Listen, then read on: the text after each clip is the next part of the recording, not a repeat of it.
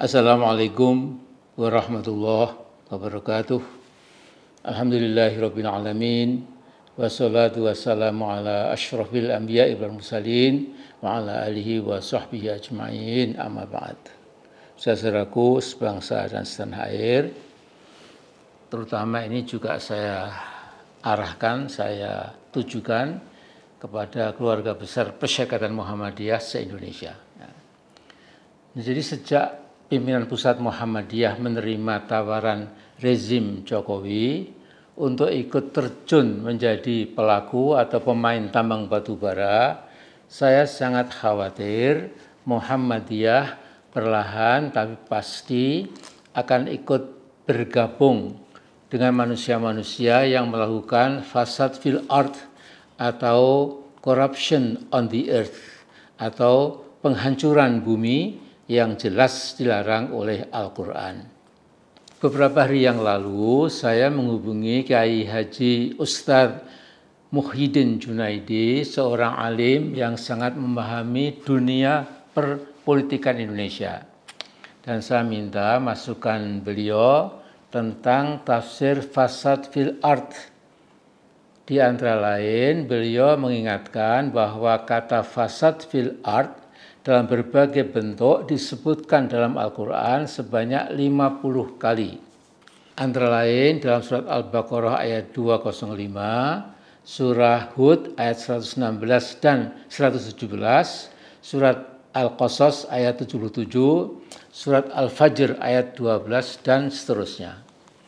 Ustadz Muhyiddin juga mengirimkan 15 halaman fatwa dari Majelis Tarjih dan Stajid yang ditandatangani oleh ketuanya, yaitu Dr. Haji Hamim Ilyas dan Wakil Sekretaris Atang Solihin MSI. Jadi ini saya justru dapat kiriman dari Ustadz Junaidi. Nah, saya baca secara teliti, tidak satu pun kalimat yang saya lewati.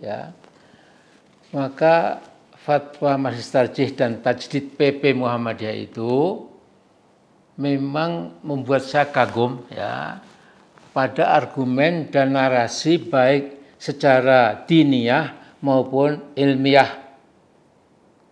Dari fatwa itu memang luar biasa, sehingga ini andai kata diperluas dan diperdalam lagi, fatwa itu bisa menjadi sebuah disertasi yang bila diuji oleh tim yang otoritatif, saya yakin akan lulus dengan predikat cum laude atau imtiaz.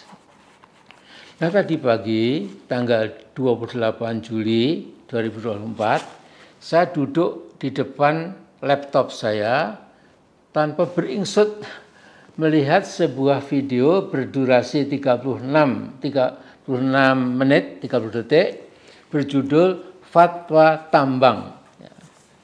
Pembawa narasinya seorang alim muda bernama Asrul Jamaluddin M.Hum.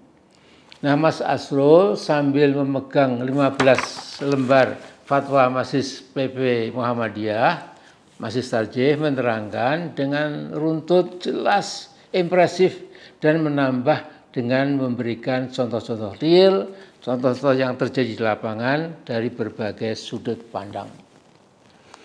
Nah, karena keterbatasan waktu, fatwa tambang itu baru diterangkan separuh oleh da'i muda itu.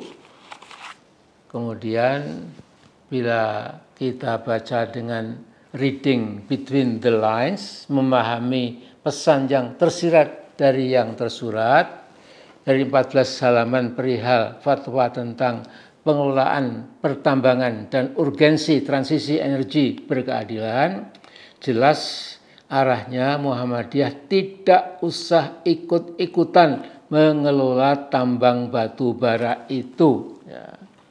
Saya sangat gembira dan bahagia masih ada dalam tubuh Muhammadiyah hamba-hamba Allah yang menjadikan hidayah agama sebagai hidayah yang utama dan pertama.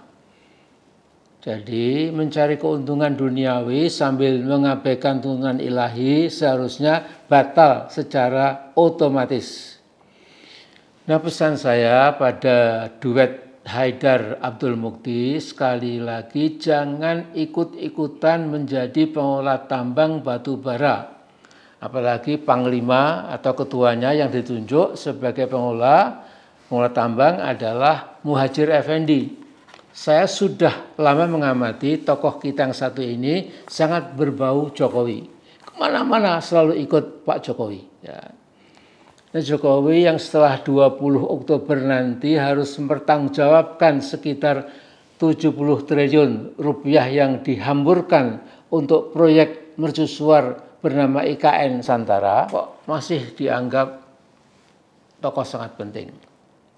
Nah, akhirnya saya mengingatkan pada duet Haidar Mukti, pepatah yang sudah mendunia entah dari mana asal-usulnya, yaitu a fish stinks from its head.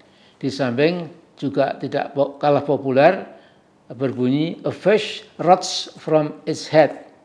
Jadi ikan busuk mulai dari kepala. Berhati-hatilah memimpin Bahtera Muhammadiyah yang membawa puluhan juta anggota dan simpatisan lainnya.